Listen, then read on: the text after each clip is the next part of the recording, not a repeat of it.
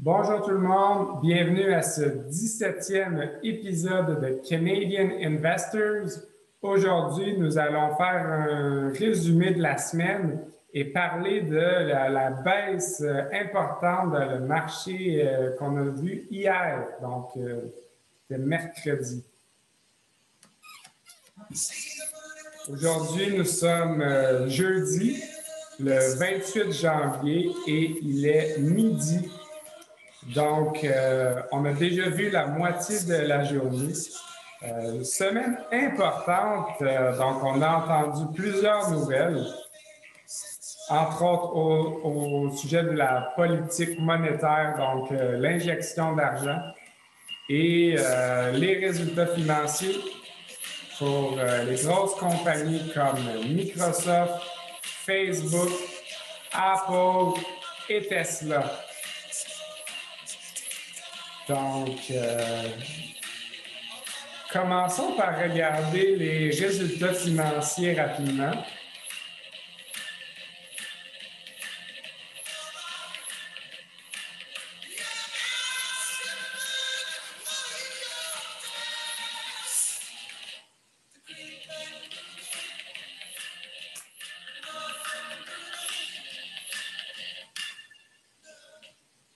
Donc, ici, nous pouvons voir ce qui a été annoncé hier, là, que mon Internet a de la difficulté.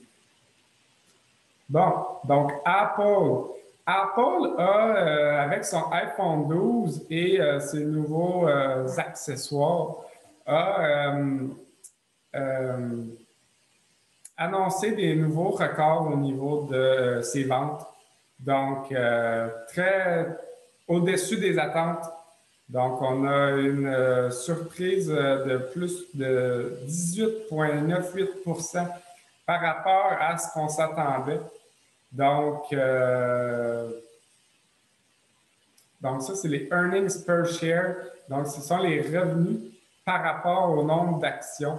Ça nous donne une idée. Sinon, on a aussi les revenus totaux. Donc, on parle de centaines de milliards de ventes pour Apple au cours du dernier trimestre. Ensuite, on a eu Facebook également qui a surpris à la hausse.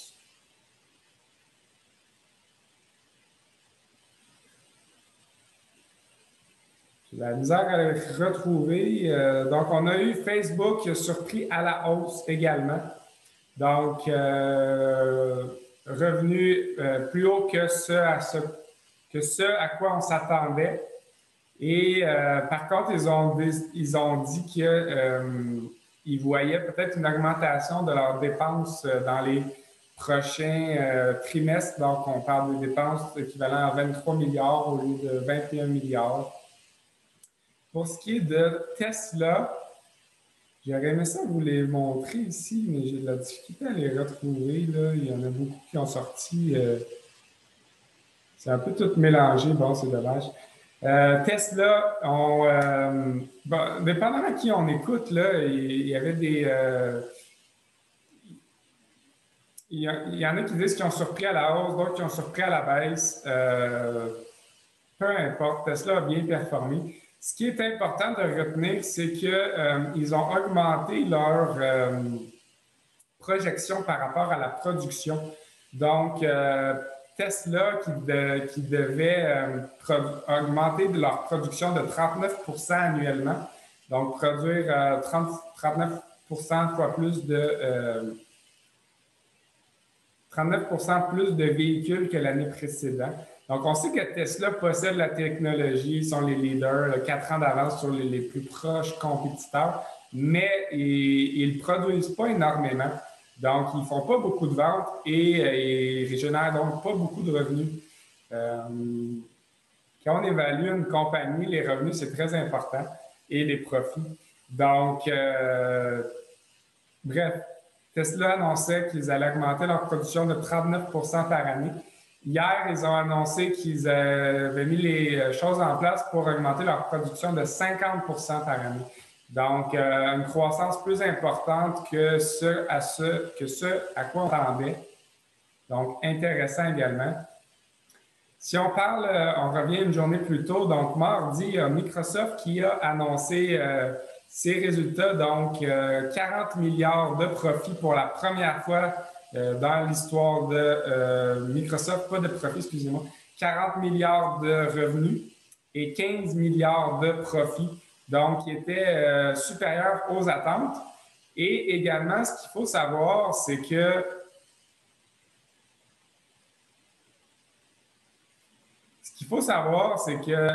Microsoft a fait beaucoup d'argent avec leur cloud, donc qui s'appelle Azure. Ils sont les premiers compétiteurs là, avec Amazon. Donc, ce qui était surprenant, c'est que la croissance de leur cloud, l'utilisation de leur cloud pour les entreprises avait augmenté. La croissance a augmenté plus que dans les derniers trimestres. Donc, on voyait une décélération de la croissance au niveau de l'utilisation de leur cloud, stockage de données. Et donc, on s'attendait à ce que ça diminue encore, mais non, ça a augmenté dans le dernier trimestre. Donc, c'était une grosse surprise et très important parce que c'est devenu une nouvelle source de revenus pour Microsoft. Et donc, ça a dépassé tout ce qui est tous les revenus produits par la vente de Xbox. Donc, très intéressant. Encore une fois, vendre beaucoup d'ordinateurs. Compagnie qui continue d'innover. Donc, quand on est rendu de grosses compagnies comme ça, c'est important d'avoir des nouvelles sources de revenus parce que, bon, il y a une certaine limite au nombre d'Xbox qu'on peut vendre, une certaine limite au nombre d'ordinateurs qu'on peut vendre et de nouveaux clients qu'on peut aller chercher. Donc, on peut sortir des nouveaux produits, mais souvent, ceux qui vont réacheter, c'est les mêmes clients ou il y a des clients qu'on avait qui ne vont pas nécessairement acheter la nouvelle version à chaque fois qu'il y en a une nouvelle. Il y en a beaucoup qui vont attendre 5 ans avant de changer d'ordinateur, 10 ans. Donc, voilà, très intéressant pour Microsoft. Et pourquoi j'en parle, c'est que ça a annoncé que au même moment où l'annonce est sortie pour Microsoft, Amazon a connu une hausse dans l'après-marché, donc les heures après-marché. Google aussi, donc c'est toutes des compagnies qui sont un petit peu dans le même secteur au niveau du stockage de données, les clouds. Donc, Microsoft, Google sortent leurs résultats financiers le 2 février. Ça va être intéressant de suivre ça, possiblement des surprises à la hausse comme on a vu pour Microsoft. Donc, sur ce, hier, on a connu une grosse baisse dans les marchés. C'était un petit peu la panique. Donc, qu'est-ce qui s'est passé? C'est que les gouvernements américains qui étaient supposés injecter là, plusieurs milliards et possiblement, ils parlaient de trilliards de dollars dans l'économie en février. Finalement, on dit non, on ne fera pas ça. On va attendre à la mi-mars avant de voter pour l'exécution, l'injection d'argent, donc du stimulus. C'est ceux qui ont écouté mes vidéos, ce qui dépend de l'économie beaucoup, c'était nouveau stimulus et résultats financiers. Donc, stimulus ne passe pas. On attend mi-mars. Ça devrait passer, mais c'est prolongé. Donc, ça n'a pas fait planter le marché, mais ça nous a mis un peu sur nos gardes à savoir si jamais ça ne passe pas et que ça se termine, le marché pourrait en souffrir. Par contre, bonne nouvelle, Microsoft a surpris à la hausse. Facebook, Apple, bons résultats. Tesla, pas mal non plus. Donc, tout ça, c'est encourageant. Et donc, la page que j'étais tantôt, c'était sur Yahoo Finance. On voit que les résultats financiers depuis le début de la saison des Earnings Report, donc depuis une ou deux semaines, les résultats là, sont pas mal tous dans le vert, donc positifs. Ça, ce que ça dit, c'est que le marché risque de continuer d'augmenter.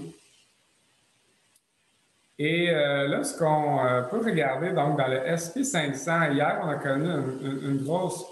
Non, ça c'est sur par semaine. Donc, par semaine, là, qu'est-ce qu'on peut voir ici? Donc, on voit là le corridor que j'ai tracé, là, deux barres comme ça qui montent à l'oblique. Donc, si on peut fermer la semaine en haut, revenir dans le corridor, là, hier, on a sorti, mais on était également sorti là, au mois de décembre. Et également, donc, je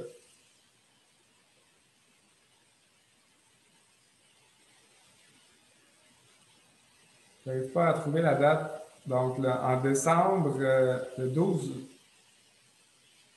non, ça c'est les barres par semaine. Donc, en janvier, on était sorti et en décembre, c'est ça. Donc, idéalement, on voudrait fermer la semaine, donc vendredi, revenir dans ce corridor-là.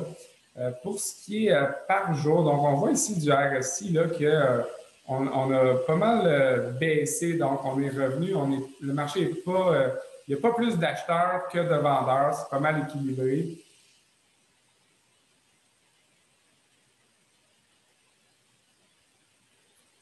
Ici, on peut regarder au niveau journalier, donc chaque barre égale une journée. Le 4 de janvier, on a connu une grosse baisse qui est semblable à ce qu'on a connu hier. Mais par contre, aujourd'hui, on voit déjà qu'on remonte depuis ce matin et on vient de retomber là, pas mal à l'instant même dans notre corridor de croissance. Et donc, ça, c'est encourageant. Ici, si on regarde, on zoome encore que chaque barre représente 4 heures.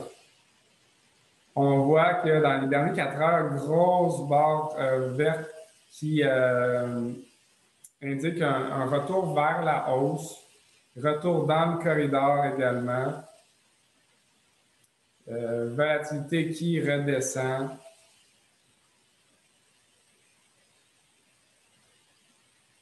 Et finalement, par heure, donc on voit que depuis ce matin, on monte de retomber dans le corridor.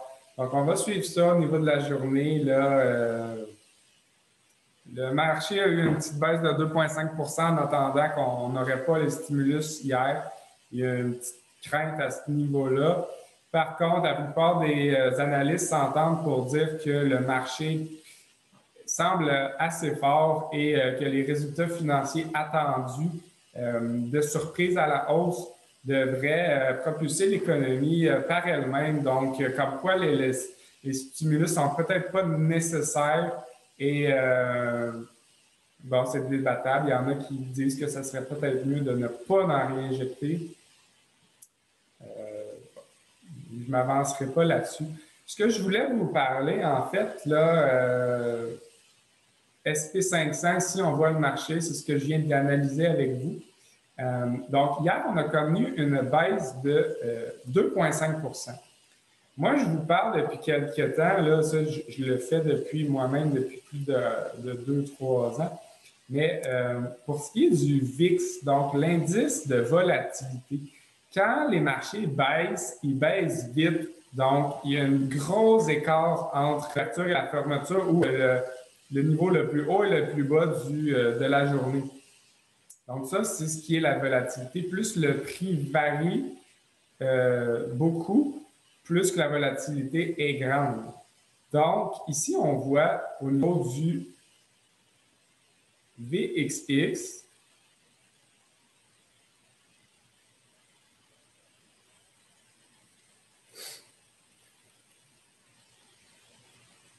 la hausse qu'on a connue.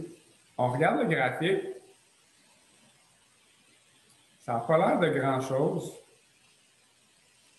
Par contre, si on regarde les chiffres, on était autour de 16,5. Donc, moi, j'en ai acheté, comme je dis, pour 2 de mon portefeuille.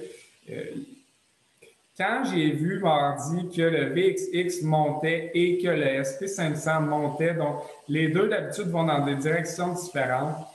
Quand ils vont dans la même direction, pratiquement assurément, c'est parce que le marché va tomber et que le VXX va être propulsé. Donc, c'est ce qu'on a vu dès le lendemain. SP500 a baissé de 2,5 VXX, lui, a monté, a passé là, de 17 à presque 21, donc 20,56, donc le sommet de la journée. Vous dites, ça n'a peut-être pas l'air si d'une grosse hausse que ça, mais si on regarde 20,5 moins 17,2 divisé par 17,2, hier, on a eu une hausse de 20 dans ce titre-là. Donc, moi, j'en avais acheté à 16,50 $. Je les traînais depuis le début du mois, fin décembre. Donc, j'en ai vendu ce matin à proche de 20 $. Donc, juste là-dessus, j'ai empoché un gain de 25 sur ce placement-là. Et comme je vous l'expliquais, c'est important d'avoir une stratégie pour se protéger quand il y a des baisses dans le marché. Ça, c'en est une qui est excellente. Quand est-ce que c'est le temps d'acheter? Pas quand ça vient juste de monter, à moins que, bon, on voit que le marché est en train de tomber, mais c'est vraiment difficile à timer. Donc, c'est vraiment quand on tombe bas puis qu'on tombe des nouveaux points les plus bas. Donc, si on regarde par semaine, ça va peut-être être plus évident de voir. Donc, on voit là qu'avant la COVID, là, avant mars passé, on avait comme un plancher autour de 16, 15, plus bas qu'au 14, 12,5, 11. Attends, peut-être que j'ai un peu trop bas. Qui est 13. Donc, le 13, c'est le plus bas qu'on a eu. Moi, j'en avais acheté dans ce coin-là. À partir en bas de 20, j'avais commencé à en acheter. J'en avais revendu là, 40, 50, 60. Donc, même chose cette année, autour de 16, 16,5, j'en avais acheté 17, 16. Et voilà, on a quand même une bonne petite hausse. Comme je dis, quand le VXX monte en même temps que le SPX, donc qui représente le SP500, ça nous indique que vraiment, il va y avoir une baisse dans le marché et une hausse là, dans ce titre-là. Donc, encore une fois, juste pour donner un petit exemple, hier, on a connu une baisse de 2,5 Le VXX a monté de 20 dans une journée. Donc, quand on sait bien l'utiliser, ça peut être un outil très intéressant. Et en plus que ça nous donne une assurance, donc pour nous protéger contre les baisses du marché et vraiment l'effet levier que ça nous offre, eh bien, on n'a pas besoin d'avoir une grosse partie de notre portefeuille là-dedans parce que comme vous pouvez voir, 2,5 25 Donc, si on a peut-être le quart de notre portefeuille là-dedans, moins que ça, c'est une fois de 10. Si on a 10 de notre portefeuille là-dessus, on est complètement protégé, peu importe qu'il y ait des baisses ou des hausses. Donc, par contre, on limite nos gains si on en possède trop au mauvais moment. Donc, c'est pour ça que c'est intéressant d'utiliser cet outil-là. Et je continue d'en parler, je continue de trouver que c'est une bonne idée, je continue de faire de l'argent avec ça. Donc, voilà. Si le marché recommence à monter, ce qu'on est en train de voir présentement, et que le VXX redescend, donc le fond qui indique la volatilité, je continue à en racheter parce que, bon, éventuellement, on a des gaps là, qui n'ont pas été refermés. Entre autres, si on regarde le Nasdaq, il y a un bon gap qui n'a jamais été refermé depuis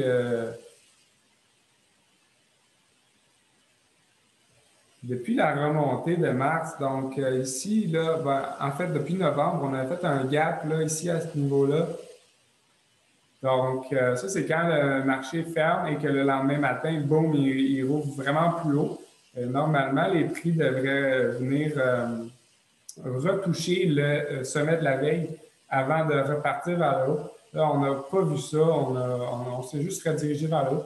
Donc, éventuellement, je m'attends à ce qu'on redescende peut-être à ces niveaux-là. Là. Peut-être pas tout de suite, par exemple. Donc, ça, j'en ai pour ça. Je voulais parler un petit peu de ABML aussi, qu'on suit beaucoup. Donc, ABML qui a eu la semaine passée une subvention gouvernementale de 4,5 millions pour construire leur infrastructure pour recycler les batteries de lithium et extraire le lithium du sol. On sait que dans le board ou les membres exécutifs de ABML, on a un ancien dirigeant de Tesla. ABML est situé de mémoire à moins de 100 000, donc pas des kilomètres, mais des milles. 100 000, donc je ne me rappelle plus combien ça équivaut, là, mais pas très loin de Tesla. Et donc, on a des dirigeants qui sont partis de Tesla pour aller chez ABML. Il y a peut-être une synergie qui se forme à ce niveau-là. On a atteint, on a redescendu. Là, si on regarde là-dedans, on était monté quand même très vite et trop haut. La bande orange, c'est 3 écarts types par rapport à la moyenne. Donc, quand on monte là, inévitablement, on redescend. On l'a topé 2 jours de suite. Après ça, on l'a dépassé vraiment beaucoup là, le 25, donc cette semaine. Moi, j'en ai revendu quand j'ai vu ça. J'en ai vendu à 4,5. J'avais vendu à peu près ici. Vendu la moitié de ce que j'avais acheté à 1,25 dans ce coin-ci. Là, je regarde pour possiblement en racheter. Ici, ça pourrait être un bon point, là, 2,5. Ça a été le sommet, le plancher d'aujourd'hui, en fait. Peut-être que ça descend plus beau, peut-être qu'on va repartir vers la hausse, c'est dur à dire. Dans combien à court terme, c'est pas toujours évident de timer, mais à long terme, c'est un très bon titre. Il y a des traders avec qui je suis en contact qui disent moi, je ne vends pas avant que ça ait atteint 20 Il y en a un qui a mis un ordre de vente rendu à 50 Donc, présentement, on est à 3 Il y a quand même un bon potentiel là, vers la hausse encore. Si on peut en acheter n'importe quoi, selon moi, en bas de 2 c'est un bon prix. 1,92, on risque d'avoir un autre, peut-être un plancher ici. 1,92, ça peut être bon. Ou sinon, là, dans ce coin-là, 1,62, 1,62, 1,62, 1,92, 2,5. Je trouve que c'est des endroits intéressants pour acheter. On voit qu'on était vraiment suracheté là, de façon exagérée au début de la semaine, comme on a eu dans le passé lors de la dernière hausse. On se replace et ça, ce que ça fait, c'est que ça nous redonne du jeu pour remonter encore plus haut. Donc, finalement, je vais terminer avec Bitcoin. Donc, ici, Grayscale Bitcoin Trust, j'en ai déjà parlé, c'est une compagnie qui possède 500 000 Bitcoins. C'est comme une banque de Bitcoin. C'est une compagnie qu'on peut utiliser pour investir dans le Bitcoin de façon traditionnelle, donc avec les marchés financiers qu'on connaît. Par contre, un désavantage de ça, c'est que c'est en argent US. Donc, si le Bitcoin monte beaucoup, mais que le dollar américain diminue, ben, ça vient un peu limiter nos gains. Tandis que si on achète vraiment avec Coinbase ou Binance, donc c'est des applications qui permettent d'acheter différentes crypto-monnaies, bien là, on est beaucoup plus couvert de la variation du dollar. On peut le retransférer dans la devise qu'on veut au moment qu'on veut. Mais je trouve que c'est une bonne façon de se protéger de l'inflation, d'acheter le Bitcoin directement, plutôt que de l'acheter ici. Par contre, ici, on va quand même connaître des gains importants. On reparle là, que il peut connaître une volatilité importante. C'est ça la caractéristique de Bitcoin, ça bouge beaucoup. C'est ce qui explique aussi qu'il y a des gains importants. Ici, on pensait qu'on allait peut-être revenir toucher là, au niveau du 24 ou 24 000 si on parle vraiment du Bitcoin.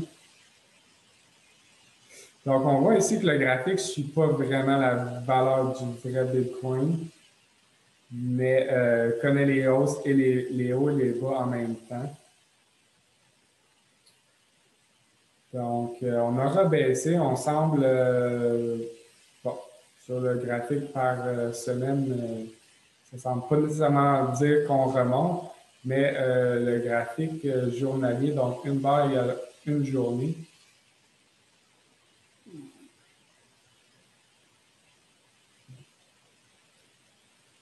ça indique peut-être pas nécessairement qu'on est sur le point de remonter immédiatement. Par contre, c'est ça, on a atteint des niveaux plus bas. Question de venir consolider un petit peu là, le prix avant de repartir vers la hausse. Donc, encore une fois, Bitcoin, VXX, deux bonnes façons de se protéger contre les baisses et qui nous permettent d'avoir des gains très, très intéressants. Donc, plusieurs dizaines de pourcents ou plusieurs centaines de pourcents de rendement. Donc, c'est dépendamment de comment on arrive à se timer. Bitcoin, si on le garde à plus long terme, il y en a qui parlent que ça va réatteindre 100 000 on n'a jamais atteint. 50 000 US, je crois que c'était 40 000 US, c'était le max qu'on avait atteint. 40 ou 50, je regarde en canadien puis les US, là, fait que des fois, je me mélange dans les prix. Je crois que c'était 50 000 canadiens, 40 000 US, le max qu'on a eu. On parle d'aller retoucher les 100 000, ensuite les 500 000 et pourquoi pas le 1 million. Donc, Bitcoin est presque à 1 trillion de market cap, ce qui est énorme. Ça vient rivaliser avec les géants comme Apple et Amazon, Microsoft. Donc, très intéressant au niveau du Bitcoin. Donc, sur ce, je vous souhaite une bonne journée. On regarde les marchés remonter, donc on espère que ça va continuer. Demain va être une journée intéressante qui va venir nous confirmer plus est-ce qu'on continue la hausse ou est-ce qu'on se redirige vers le bas. Personnellement, je crois qu'on continue la hausse. Mais bon, on ne sait jamais dans le marché. Donc, on reste à jour. Sur ce, bonne journée et à la prochaine.